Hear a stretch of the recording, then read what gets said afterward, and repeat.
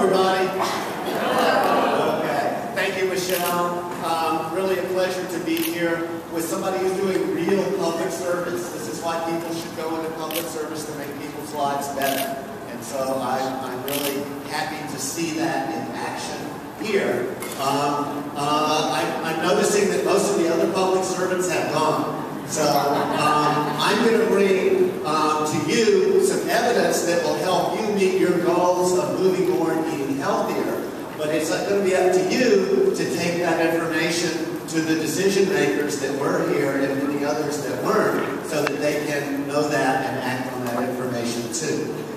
So I just want to thank Michelle for letting me be a part of this program. I really enjoyed meeting her a few months ago when we were at a national meeting sponsored by Robert Wood Johnson Foundation that was in San Antonio. And I really just love to see public servants really leading public service. So I thank you for that. Yes. Very touching to hear Michelle's personal story of why she got committed to this from a personal level, from a family tragedy. So, you know, this is really what we're working towards. It's a serious business, but really we're dealing with one of the biggest issues in the country. But as I like to say, the solution to this problem is, although it's a huge problem, is more fun. More activity, more fun, eating good foods that's healthy for you, right? So it's not something that's going to be a personal struggle for everybody. Oh, I hate to exercise. Okay, don't exercise. Go out and play. So you know, this is that's the good news. We have a very positive solution to this. Okay, so I'm a researcher.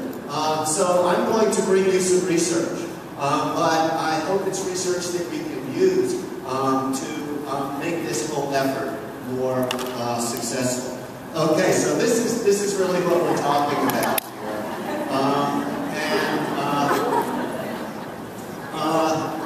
you know, and I'm sure you've all seen the maps of how obesity is spread across the country. There are now maps of diabetes in each state, of how that's spreading across the country. It's a very serious business. This is children and the increase in obesity. And you know, one of the key points is it's not affecting all groups equally. And so you can see here that for boys, young boys, Mexican American boys have much higher rates of obesity than others. And for girls, African American girls have the highest rates of obesity. So it's affecting everybody, but not all groups equally. So we need to keep that in mind. And you know, one of the things that I like to do to help people put this in perspective is that a lot of people, you know, a lot of maybe decision makers don't care that much about health. You know, that's not their big issue. But every decision maker focuses on money. And we all know that the state is in trouble, the national government is in trouble, most local governments and county governments are in financial trouble.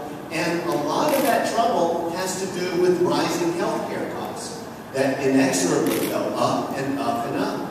And I think a lot of people don't understand that there's good evidence that at least a third of the ongoing increases in healthcare costs are due to obesity. And so this is at the center of why our whole society is in financial trouble. And there's no question, it's only going to get worse. It's only going to get worse as the childhood obesity translates to some extent into diabetes and other health problems. In a very early age, this problem is unsustainable. So we really need to work at a very high level and work intensively. And that's what you're doing. So, but really, symptom of deeper problems. It's only the thing that you can see. And so we're going to talk here about diet, physical activity, and the things that are driving those behaviors in the wrong direction. But first, just a little overview of how did we get here, and then what can we do about it. So I have a little question for you. How many of you, for any day in the past week, have forgotten to eat? You've forgotten to eat? Really? Okay. Okay, that's interesting. I was thinking it would be nobody. But there's a few of you who claim you forgot to eat. For the rest of you, so for you that forget to eat once in a while, you need this. You need the food companies to spend $7 billion reminding you to eat, right? Reminding you to eat their stuff, eat their junk and their sugar. Most of us don't need reminding. Our stomachs remind us, our hormones remind us. We're well programmed to eat. Right? We don't need companies telling us that we need to eat, but they do. So who's and much of that, a big chunk of that, several $1 billion, is being directed to children to remind them to eat only foods that are not healthy for them. Healthy foods are basically not advertised. And so if we look a lot, there's $7 billion telling us to eat unhealthy foods. How much money is being invested teaching us to eat healthy foods? Well, that is, what does it say here? 0.0003 billion. That was the 5-a-day program at its highest.